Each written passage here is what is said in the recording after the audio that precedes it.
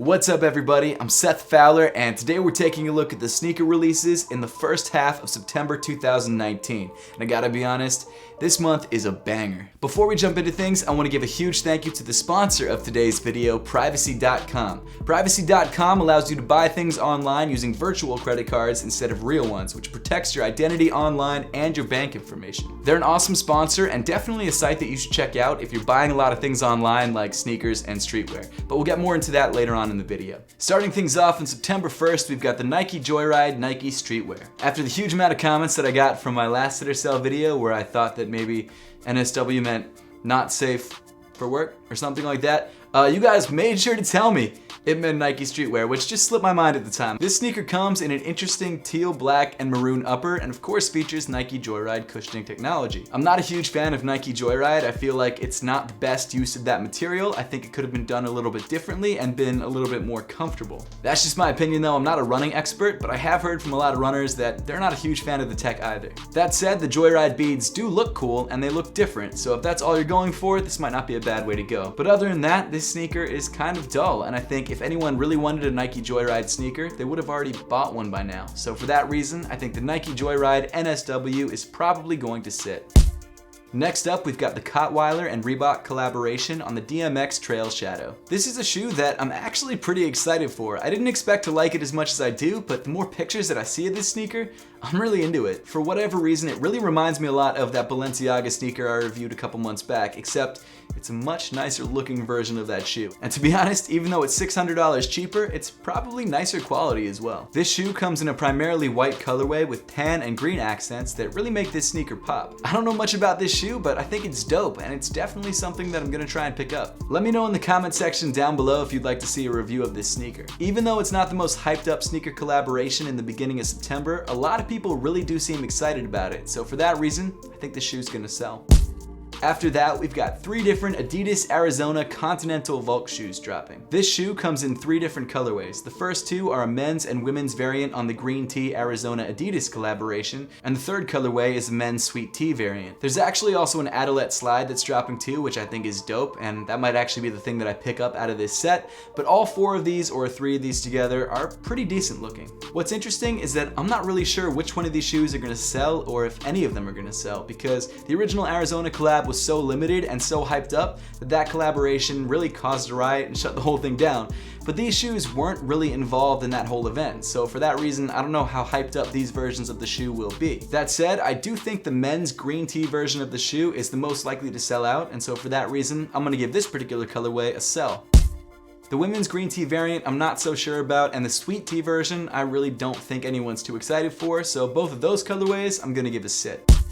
Moving on to September 3rd, we've got the John Eliot Nike LeBron Icon in Parachute Beige. I love this shoe. I think this shoe is so dope, and it sucks because after the first colorway of this sneaker, the black colorway didn't really get any love, and I'm worried that this colorway is not going to be that popular either. Not that this sneaker being successful or not really affects me or my day-to-day life, but it's such a good silhouette, I'd like to see it do well. This shoe is basically the same John Eliot Nike LeBron Icon that released last year, except this time in a tan or beige colorway. This lifestyle sneaker has a translucent upper which looks incredible, and all the little details around the outside of the shoe really make it pop and stand out. And I think out of the 3 colorways that have dropped so far, the white and black version, the original, is probably the best, then the Parachute Beige, and then the black colorway. And if the black colorway had never released, I would have said without a shadow of a doubt this sneaker would sell out.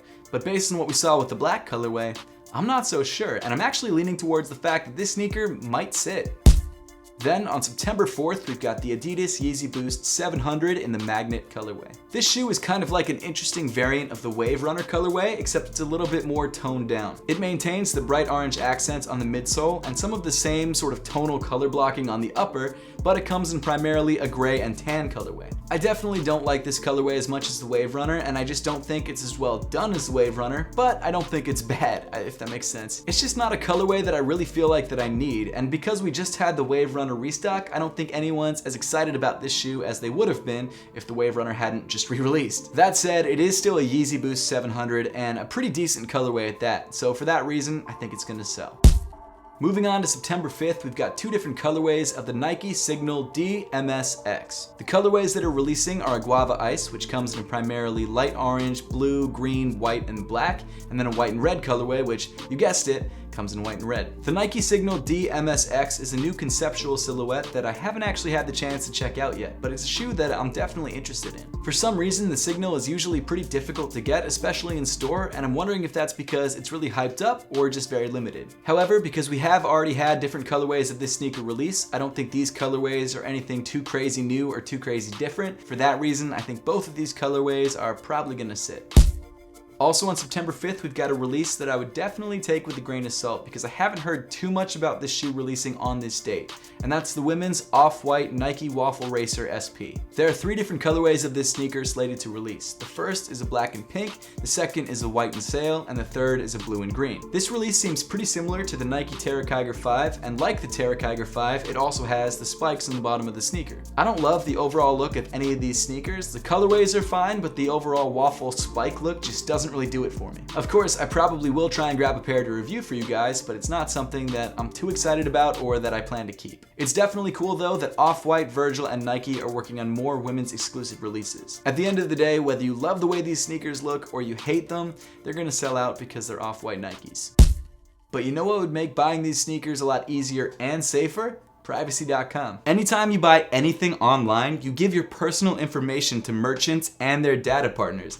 And that's kind of scary for me because I buy stuff online all the time. Sneakers, streetwear, candy off Amazon, it's kind of ridiculous. But that's where Privacy.com comes in. They allow you to use virtual credit card numbers instead of your actual credit card numbers, which keeps you safe online, and you could do things like not have to worry about canceling subscriptions because the website doesn't have your actual card number. Obviously, Privacy.com is all about keeping you safe, not only on sites that you use regularly, but also when you're buying a sneaker from overseas and you're not totally sure if the site you're using is 100% safe. But one of my favorite features about Privacy.com is actually something that you might not expect, and that's their Chrome extension. I'm sure you've all gotten that Twitter notification letting you know that there was a surprise restock or maybe a crazy new pair of Travis Scott's dropped, and you only have a couple seconds to actually check out this pair of shoes. Well, I love the Privacy.com Chrome extension because it actually autofills all the card information for you instantly. I love that feature because it saves me a lot of time and makes it a lot easier for me to grab the sneakers and the streetwear that I'm trying to grab. And not only that, it's a lot safer as well. You don't have to have your credit card information saved on a notepad or something stupid like that. It's all there ready for you. And if you're trying to purchase from multiple retailers at the same time, or the same retailer with different cards, it's easy to create multiple card skins so you're good to go. If you'd like to check out Privacy for yourself, make sure to go to privacy.com/Seth Fowler, and if you sign up using my link, you get $5 off your first Privacy.com purchase. That's a free $5 towards your next sneaker pickup or your next Supreme purchase. Make sure to go to privacy.com/Seth Fowler and sign up now. Then dropping on September 6th, we've got 2 different colorways of the Nike Air Max 270 Reacts. The 2 colorways dropping are a bright violet and an electro green, and they're both fine. They're both Air Max 270 Reacts, and that's a shoe that I just don't love the way it feels on foot. However, I like the way that it looks. The colorways aren't anything special, and if you don't already have a pair of 270 Reacts, maybe this is a good pair to pick up. But if you already have a pair, maybe let this one go. And I think a lot of people are probably going to be letting these ones go, so for that reason, I'm giving them a sit. Moving on to September 7th, we've got the Nike Air Zoom Freak 1 in the Roses colorway. This colorway comes in a primarily white upper with the gold Nike swoosh and a bright red outsole. It's a nice looking colorway of the Zoom Freak 1s, and like I just said about the 270s, if you don't already have a pair of Freak 1s and you like this colorway, go for it. It's nothing special though, it's not that exciting, and I just don't think it's gonna sell out, so for that reason, I'm giving it a sit. Also dropping on the 7th, we've got the Air Jordan 4 Se FIBA. This all red and navy Air Jordan 4 is dropping a week before the FIBA championships and obviously is dropping to commemorate FIBA itself. I'm really not a fan of this sneaker. I just don't like the colorway at all. I don't like how the midfoot mesh got traded out for some sort of textured plastic. I think that's weird. Granted, the leather used on the upper looks nicely textured. I think the overall aesthetic of the Air Jordan 4 is awesome. But this sneaker just doesn't do it for me, and I don't think it's gonna do it for a lot of other people as well. So for that reason, I think it's gonna sit. And then rounding off the 7th, we've got another Yeezy Boost 700, except this time it's a V2 and it's in the Inertia colorway. This 700 V2 is just like the 700 V1 Inertia, except in the V2 silhouette. It's pretty simple to understand. The only thing is though, why would Kanye and Adidas use the Inertia colorway on the V2 when the Inertia colorway is one of the least popular colorways? I don't really get it. Whatever the reason is, the V2s do seem to be more popular than the V1s, and I think that probably will give this colorway a better chance than it had on the V1s. And of course, because it's got Kanye's name attached to it, it's probably going to sell out. Then on September 12th, we've got 3 different colorways of collaboration that I'm very excited for. The Sakai Nike LD Waffle. The colorways that are dropping are Pine Clay Orange, Black Anthracite, and White Wolf Gray. In my opinion, all of these colorways are fire. I'd take any of them. But if I had to pick a favorite, I'd probably go with the White Wolf Gray. The Sakai LD Waffle was a surprise hit and is now a heavy contender for Sneaker of the Year, and I love the fact that we're getting more colorways of such an awesome collaboration. I'm kind of bummed that I didn't pick up the original Sakai Nike LD Waffle when it first released and the price was a lot lower, but you live and you learn, and all these colorways are just as good in my opinion. All of these colorways are awesome, and of course they're all gonna sell out, and I think each one of these colorways will probably resell for a good amount of money as well.